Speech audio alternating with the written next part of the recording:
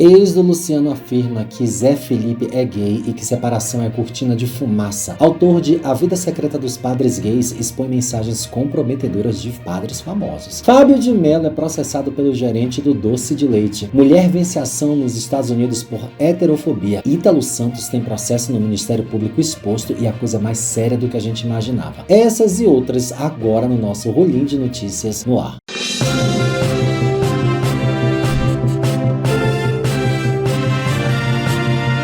Olá, minhas olhinhas, eu sou Márcio Rolinho, criador e apresentador deste semanal, onde a gente resume os principais acontecimentos aí da semana. Por favor, segue o canal, porque todo domingo ao meio-dia a gente tá aqui trazendo um resumão de coisas do Brasil e do mundo para atualizar vocês. E aqui debaixo tem um Pix, um Apoia-se, para você mandar uma contribuiçãozinha qualquer pra gente continuar fazendo vídeos legais todos os dias. E vamos de notícias.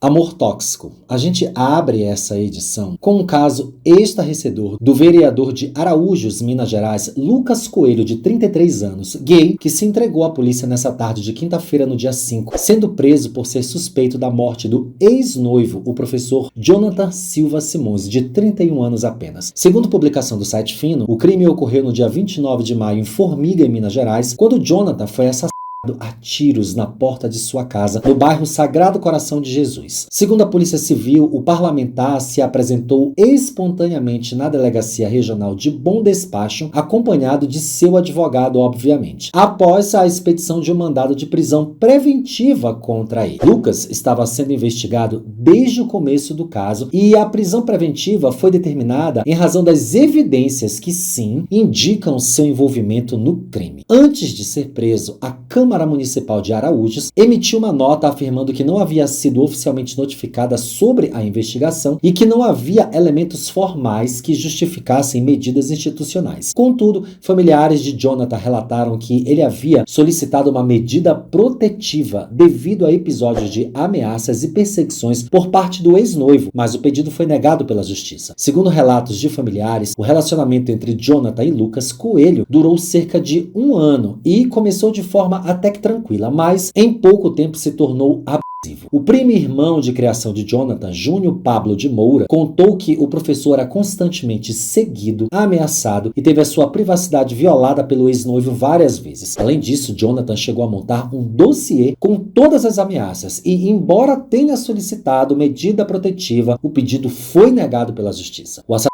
aconteceu quando Jonathan retornava do trabalho para sua residência. As imagens de câmera de segurança mostram que o autor dos disparos já estava no local desde as 17h30, aguardando pela vítima. De acordo com os registros, o criminoso disparou 6 tiros pelas costas de Jonathan e fugiu rapidamente do local, entrando em um carro e se afastando da cena do crime. A família da vítima exige justiça, pois, apesar dos sinais de perigo e das denúncias de ameaças, Jonathan não recebeu a proteção necessária de sua morte. E isso não pode ser ignorado.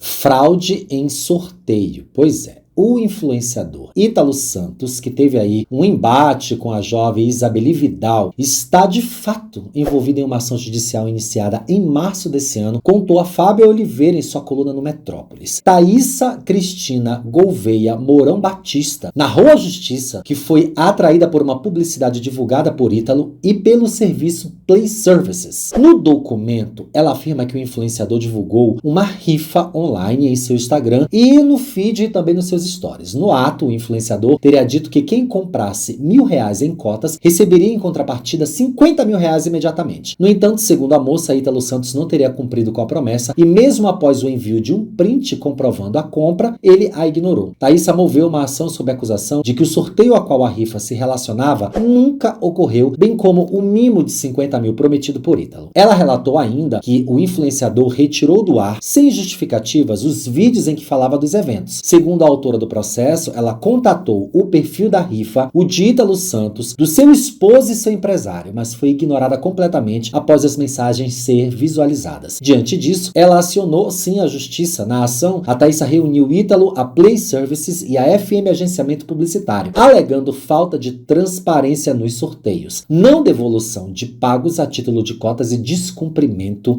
do prêmio. Com o processo, ela pretende a condenação da Play Services e do Ítalo os Santos ao pagamento de 50 mil prometidos. Ela pediu ainda que ambos sejam condenados a pagar 15 mil pelos danos morais decorrentes dos fatos. A Meta foi envolvida no caso por fornecer todas as informações de vídeos relativos à divulgação feita pelo Ítalo Santos, que até o momento não se pronunciou sobre o caso.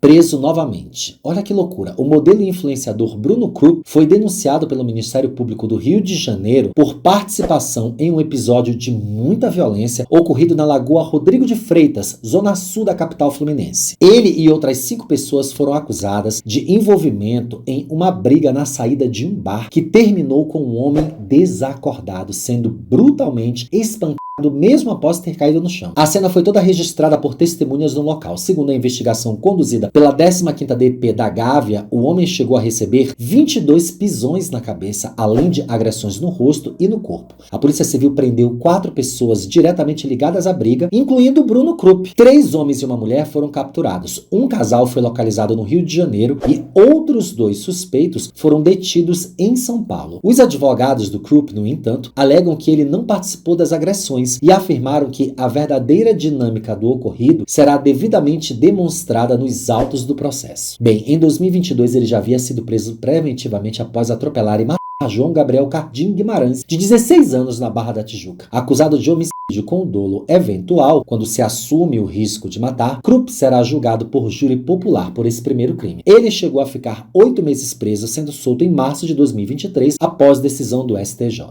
A vida imitando a arte. Olha que loucura. Um homem de 36 anos foi preso na noite dessa quinta-feira do dia 5 após dar um tapa em uma criança de 4 meses em Minas Gerais por achar que era um bebê reborn. O caso aconteceu no bairro Savassi, em Belo Horizonte, quando os pais estavam com a neném num trailer de lanches. O homem então teria acusado o casal de furar a fila usando um boneco realista. A mãe, de 25 anos, relatou à polícia que ele se aproximou, começou a brincar com a criança e, na sequência, insistiu que era um bebê reborn. Mesmo após os pais confirmarem que era uma criança de verdade, ele deu um tapa no recém-nascido. Com a chegada da polícia militar, o homem foi preso em flagrante e sim, assumiu que havia ingerido bebidas alcoólicas, mas os agentes afirmaram que ele apresentava sobriedade durante a abordagem policial. A criança foi levada ao Hospital João 23 com um inchaço na cabeça, mas não corre risco de morte.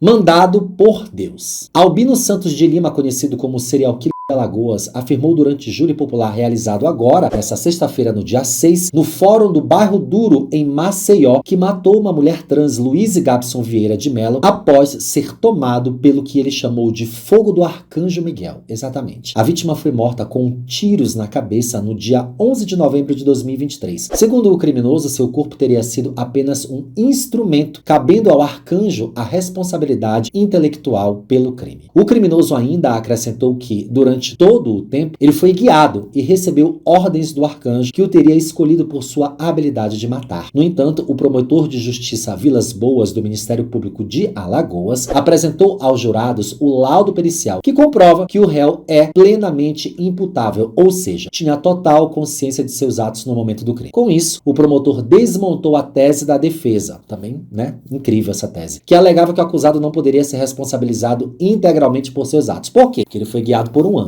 Durante a argumentação, o Ministério Público voltou a afirmar que Albino apresenta traços de psicopatia e não possui valores morais. Em tom crítico, o promotor ironizou a estratégia da defesa, que pedia a condenação filosófica do Arcanjo Miguel, e ele rebateu, dizendo que o tribunal do júri não é lugar para se fazer filosofia. Conhecido como o serial killer de Maceió, Albino responde por 18 assassinatos e outras 7 denúncias, segundo o Ministério Público. Desta vez, ele é julgado pelo feminicídio de Luíse, uma mulher trans, mortas com tiros na cabeça no dia 11 de novembro de 2023, ali no bairro de Vergel do Lago. Como sempre, crimes de transfobia têm justificativa religiosa, por crença, por aquilo que Deus acha que é certo. A gente precisa repensar isso. Mãe é mãe. Falando em trans, uma notinha boa e rápida. Uma mulher trans conquistou na justiça o direito de ser registrada como mãe na certidão de nascimento de seu filho. O caso, que precisou ser judicializado após o oficial do cartório se recusar a preencher o documento com o nome dela no campo apropriado. Isso ocorreu no Distrito Federal. Revoltada com a situação, Pandora Rue Martins Barbosa procurou a Defensoria Pública para denunciar o caso. O motivo alegado para a negativa ali no cartório, segundo o relato, foi o fato de o marido dela, Kian Eric Torre dos Santos, que é um homem trans, ter sido a pessoa que gerou o neném. Após ser informada do caso, a delegacia procurou o cartório e encaminhou um ofício para pedir que o nome de Pandora constasse sim no campo de mãe no documento da criança e o de Kian no de genitor parturiente. O pedido, contudo, foi ignorado e a defensoria entrou com uma ação na justiça. No Tribunal de Justiça do Distrito Federal e dos Territórios, a juíza Luciana Maria Pimentel Garcia deu parecer favorável ao casal. Parabéns à mãe e ao pai. Adeus! Jonathan Joss, ator conhecido por seus papéis em Parks and Recreation e King of the Hill, teve a sua vida brutalmente tirada no Texas. Pois é, no último domingo agora, no dia 1º de junho, aos 59 anos, segundo os relatos, ele e seu marido Tristan Kearney de Gonzalez foram alvo de ataques constantes por parte de um vizinho que culminou em um episódio fatal, acompanhado de insultos homofóbicos. Segundo os relatos de quem estava ali presente, Joss e seu marido estavam olhando as correspondências em sua antiga residência que havia sido destruída por conta de um incêndio, um acidente. Durante esse momento, eles foram confrontados por um vizinho que se chama Sigfredo Alvarez Seja, de 56 anos, que teria proferido insultos homofóbicos antes de atirar fatalmente no ator. Tristan sobreviveu após o Joss empurrar ele para fora da linha do tiro. A polícia inicialmente não classificou o crime como motivado por ódio, apesar do histórico de assédio homofóbico e das circunstâncias do ataque. Organizações e ativistas exigem uma investigação rigorosa e o reconhecimento da motivação LGBTfóbica. Que Joss descanse em paz.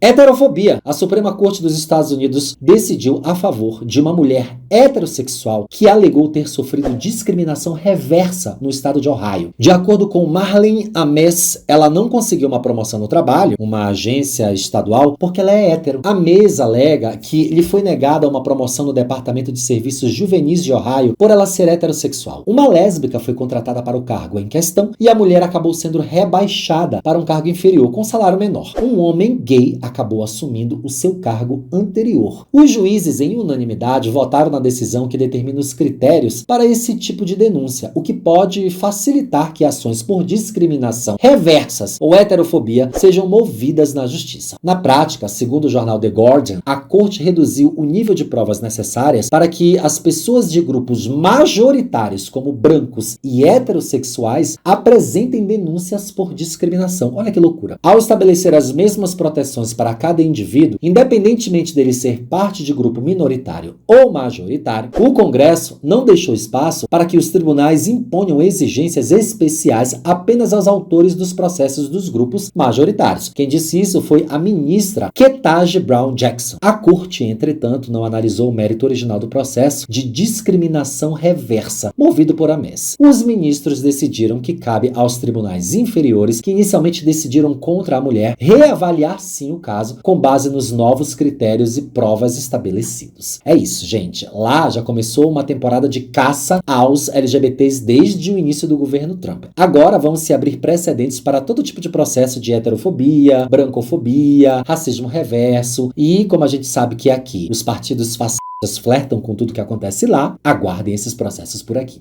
Fábio de Mello processado? Então, o doce de leite azedou de vez. Quase um mês após o padre Fábio de Mello publicar um desabafo alegando ter sido mal atendido em uma cafeteria da rede Havana, lá em Joinville, Santa Catarina, o ex-gerente envolvido no episódio, Jair José Aguiar da Rosa, decidiu reagir judicialmente. Com o apoio do Sindicato dos Trabalhadores em Turismo, Hospitalidade, Hotéis, Restaurantes, Bares e similares, que se chama Citratut, juro, esse é o nome, gente. O Jair entrou com uma ação civil contra o religioso e também com um processo trabalhista contra a empresa. Mais que justo, tá? Segundo a entidade, o profissional procurou ajuda no dia seguinte da sua demissão, profundamente abalado. O impacto emocional do episódio foi devastador para Jair, que compartilhou seu drama pessoal em entrevista ao programa Tá Na Hora do SBT. O ex-gerente revelou ter entrado em depressão, ter sido diagnosticado com 3 síndromes e precisou trancar a faculdade faltando apenas 3 meses para se formar. Gente, que síndromes são essas? Jair ainda contesta a versão apresentada por Fábio de Mello e afirma que não houve qualquer interação entre os dois no momento suposto do atendimento. Disse ele: "Eu queria que ele explicasse por que fez isso comigo, porque como é visto nas câmeras de segurança, em momento algum eu falo com ele, na verdade. Quem questiona sobre esse doce de leite nem é o padre. É um cara bombadinho, bem fortinho, de regatinha vermelha. Ninguém chamou o padre. Não falei com ele e ele nem falou comigo. A ação civil contra o influenciador religioso já foi distribuída e está em trâmite. Agora será protocolada a ação trabalhista contra a empresa. Eu acho que ele quer fazer aí uma grande mousse e tomara que ele se dê bem. São João Milionário, continuando aí a história de padres, os padres estão com tudo nesse São João da Bahia esse ano. 4 religiosos receberão juntos mais de 1,4 milhão de reais para se apresentarem durante os festejos juninos dos municípios baianos. São eles: Fábio de Mello, olha que coisa louca, Antônio Maria, João Carlos e Alessandro Campos, conhecido nas redes sociais como o Padre Sertanejo. A gente já falou dele aqui, hein? Este último receberá quase 1 milhão para cantar em Campo Formoso, Itaim e Barreiras. Segundo dados contidos no painel de transparência dos festejos juninos dos municípios do estado da Bahia, produzido aí pelo Ministério Público do Estado, Alessandro Campos ganhará R$ 945 mil pelas apresentações que acontecerão respectivamente nos dias 10, 14 e 21 de junho. O padre Fábio de Mello vai receber só R$ 300 mil. Essa informação foi apurada pelo Metrópolis, que destaca também aí a desimportância das polêmicas recentes que envolve o padre, bem como as especulações sobre a sua fortuna. De acordo com a coluna, o padre Fábio de Mello teria uma agenda fechada para os 2 meses de junho e julho em eventos de prefeituras, podendo arrecadar cerca de R$ 1,5 milhão de reais só no período de São João. Quanta bênção aí na vida do padre. Lei Léo Lins. Inspirado no comediante Léo Lins, que a gente viu aí, que foi condenado em primeira instância a 8 anos e 3 meses de prisão por fazer piada envolvendo grupos minoritários, o deputado federal Roberto Monteiro Pai, do PL, claro, apresentou um projeto de lei que concede ampla imunidade penal a humoristas e demais criadores e difusores de conteúdo cômico no Brasil. Batizado de Lei da Liberdade Humorística Léo Lins, o texto defende que piadas consideradas de mau gosto, ásperas ou politicamente incorretas não poderão ser censuradas, nem resultar em responsabilização penal. Só uma coisa aqui pra vocês. Você sabe quem é ele? Esse cara aí? Ele é o pai do Gabriel Monteiro, que é aquele youtuber bolsonarista que foi vereador, mas ele perdeu o mandato porque ele foi indiciado por estupro. Pois é, o pai dele. O projeto considera a manifestação humorística qualquer obra cujo propósito predominante seja a produção de riso ou reflexão satírica. De acordo com a proposta, esse tipo de manifestação estará protegido mesmo quando incluir humor sarcástico, áspero, ofensivo ou popularmente conhecido como politicamente incorreto. A proposta estabelece que a responsabilização penal só será possível em casos de inequívoco discurso de extermínio, definido como incitação direta e específica à eliminação física de qualquer grupo. Olha o nível de loucura. Um dos artigos do projeto prevê a anulação de todos os processos movidos contra os humoristas, mesmo os já julgados, desde que baseados em manifestações protegidas nessa nova lei que jamais será aprovada. O texto afirma que são declarados absolutamente nulos todos os procedimentos e processos transitados em julgado ou não, cujo fato gerador seja manifestação humorística. Na justificativa, o Monteiro, o pai do outro lá, sustenta que o humor exerce a função social essencial, questiona abusos de poder, produz catarse coletiva e oxigena o debate político. E que aprovar esta lei é, portanto, afirmar o compromisso do parlamento com a liberdade, a democracia e a criatividade que caracteriza o espírito do povo brasileiro. Gente, não tá fácil.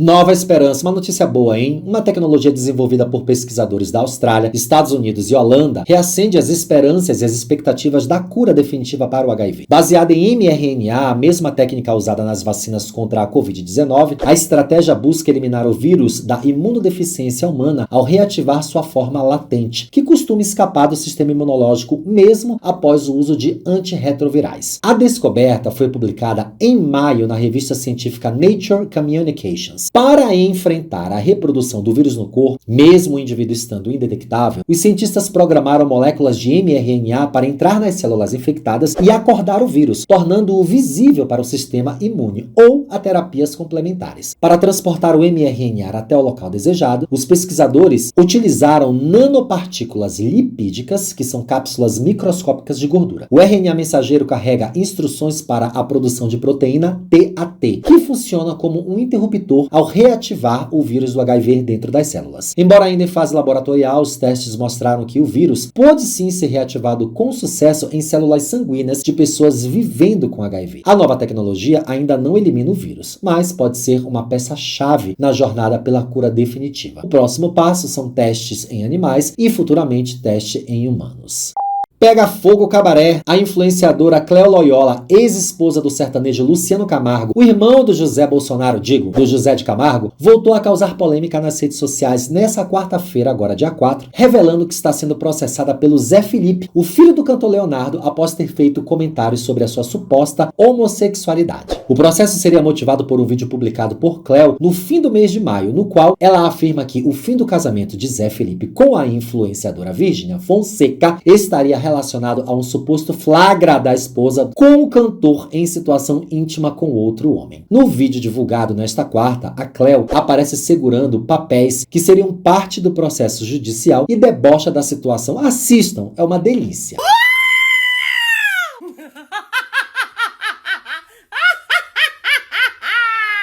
Você me processou, Zé Felipe, nós moramos na mesma cidade, no Goiás, porque eu disse quem você era e quem você é, ó, que eu faço seu processo, ó. Que eu faço seu processo, ó. Mas eu tô peidando nele. Ai, cheira a bunda, que é o que você gosta, rapaz. E bunda de outros machos. Falei mesmo. Tenho como provar, ó. O que eu faço, Vou deixar você igualzinho eu deixei seu pai, broxa.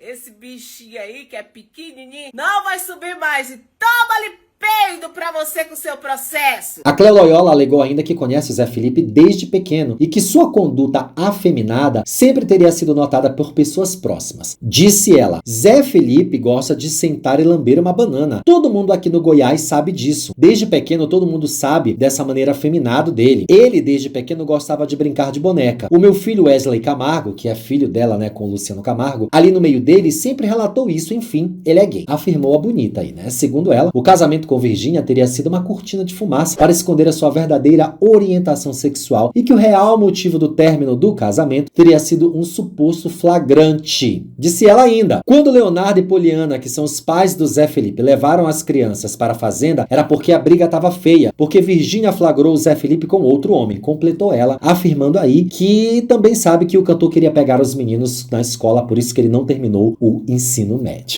Patrimônio cultural. A Marcha do Orgulho LGBTQIAPN+, da cidade do México pode se tornar oficialmente um patrimônio cultural. Olha que coisa legal. A proposta foi entregue por ativistas e defensores históricos da diversidade à Secretaria de Cultura, junto com um plano de salvaguarda que garante a memória e proteção dessa manifestação. Durante a cerimônia, tanto autoridades quanto membros da comunidade destacaram a importância de preservar o legado e a história dessa marcha que há décadas transforma o espaço público em um grito por direitos humanos, visibilidade e diversidade sexual. A diretora de Patrimônio Histórico da cidade, Maria Gomes Godoy, reforçou o papel histórico e transformador da marcha, lembrando que esse reconhecimento protege não somente a tradição, mas também os sentidos políticos, simbólicos e comunitários desse ato. Essa proposta se baseia na Lei do Patrimônio Cultural da Cidade do México, que valoriza práticas culturais vivas com importância social e histórica. Desde 1979, a Marcha do Orgulho acontece sem interrupção na capital mexicana, ou seja, ela tem 45 anos. Ela nasceu da luta do Frente de Libertação Homossexual do México, do grupo Lambda e da Frente Homossexual de Ação Revolucionária, que também tomaram as ruas em nome do amor e da liberdade. Nossa, quanto tempo, né? Nesse ano, o evento acontecerá no sábado, de 28 de junho de 2025, com início previsto para as 10 da manhã no icônico Enjã da Independência, localizado na Avenida Paseo de la Reforma. Eu estarei lá um dia nessa marcha. A vida secreta dos padres gays. Brendo Silva, de 33 anos, que é o escritor do livro A Vida Secreta dos Padres Gays, está sendo alvo de ameaças e de tentativas judiciais de censura por parte dos religiosos. Por conta disso, o Brendo decidiu iniciar nessa terça-feira, agora no dia 3, uma série de exposed no Instagram, revelando nomes, prints comprometedores de religiosos. Segundo o autor do livro, trata-se de uma resposta direta ao silêncio das autoridades, como a polícia e o Ministério Público, diante de suas denúncias. denúncias. Nos seus stories de um perfil fechado, exclusivo para seguidores do livro, Brendo justificou a medida drástica. Disse ele: como ninguém fez nada de efetivo, irei começar a fazer um jogo sujo. Vou revelar nomes, postar prints e provas. Vamos ver os stories que o Brendo postou aí. Primeira exposed é do padre bolsonarista Wellington Silva, redentorista. O Wellington Silva, né, que tem aí 4.900 amigos. Daí ele diz: ele é aquele tipo de gay que usa a igreja para se esconder, mas apoia quem ataca gays assumidos. O padre bolsonarista quer saber se tinha muito casado no encontro de padres e seminaristas gays. Olha as mensagens. Sério, pô, kkkkkk. Tinham muitos casados ou solteiros? Enfim. Outro. Arcebispo gay da conservadora Canção Nova me pede fotos sensuais em meio a mensagens religiosas. Confira você mesmo. E aí tem as fotos dele, né? Daí ele diz: eita, que barriguinha linda, o padre falando pra ele. Acho que mereço uma foto tirada na lateral, né? Concorda? Espero que sim. Posso aguardar? Daí ele fala: o que eu ganho em troca? Depende, qual a sua expectativa? Daí o Brendo manda a foto. Esse cara aí bonitão é o autor do livro, tá? Linda barriguinha, sei que você fez essa pose pensando em mim, né? Acertei? E aí ele denuncia mais um. Esse é o bispo que me levou 2 vezes na Praça da República. Pediu para que eu agenciasse GPs, garotos de programa. Era reitor do Santuário de Aparecida do Norte. O nome dele é Joércio Gonçalves Pereira. É, gente, o negócio ficou feio, né? Bem, o Brendo também relatou aí perseguição envolvendo pessoas da sua família, tipo o seu namorado e, enfim, parentes, né? Segundo ele disse que isso é apenas o começo. Ele falou que ele tem dezenas de casos assim, tem muitas provas e muitas coisas para postar. A lista de revelações inclui ainda o padre redentorista Wellington Silva, que a gente viu aqui, que segundo Breno é homossexual apoiador do ex-presidente Jair Bolsonaro. Nunca falha, todos eles são, que é muito natural, né? A gente torce para que haja mais exposed, tá? Inclusive, o meu canal segue aberto em solidariedade ao Brendo, que me mandou o seu livro, tá? Tá aqui, ó, maravilhoso, eu vou ler, tá, querido? Querendo expor padre e também precisando de uma equipe jurídica, conte com a boneca Suzy, que esse trabalho aqui a gente faz muito bem há muito tempo. Para fechar essa edição, vamos também falar de coisas religiosas, mas agora uma coisa boa, bem legal, bem bonitinha, tá? Uma ex-freira retornou ao seu antigo convento no dia do casamento para realizar uma última oração ao lado das suas antigas irmãs, com quem conviveu durante anos. O vídeo que viralizou nessa semana mostra aí o momento lindo e emocionante dela, vestida de noiva, segurando um buquê e recebendo a bênção das suas irmãs e amigas. Vejam.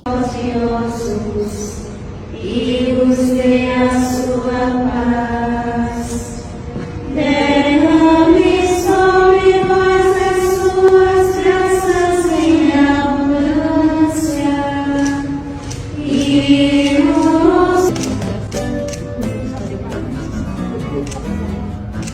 após o momento de oração, uma das freiras entregou uma estátua da Virgem Maria para a noiva, que não se conteve e foi às lágrimas. O registro compartilhado nas redes sociais ganhou rapidamente popularidade e emocionou todos os internautas e a todos nós também, que acreditamos que há sim pessoas boas na igreja, há pessoas bem intencionadas e é possível ser feliz tendo uma vida com a sua fé, com a sua religiosidade, porque é um direito seu exercê-la. Muito obrigado para quem chegou até aqui no final dessa edição. Olha, a gente está aqui com câmera estranha, som estranho, que a gente está passando por um processo de mudança e transformação no canal. Logo volta com vinheta nova, várias coisas novas, tudo novo, até algumas tralhas novas aqui para esse cenário. Não esquece de seguir o canal, mas segue mesmo, por favor. Aqui debaixo tem um Pix e um Apoia-se para você mandar uma ajudinha qualquer, mas manda mesmo, que a gente precisa pra caramba para terminar esse negócio aqui logo, deixar bem bonito para vocês. E aqui tá passando a última edição do nosso rolinho de notícias para você continuar maratonando no canal. Um grande beijo e até o próximo.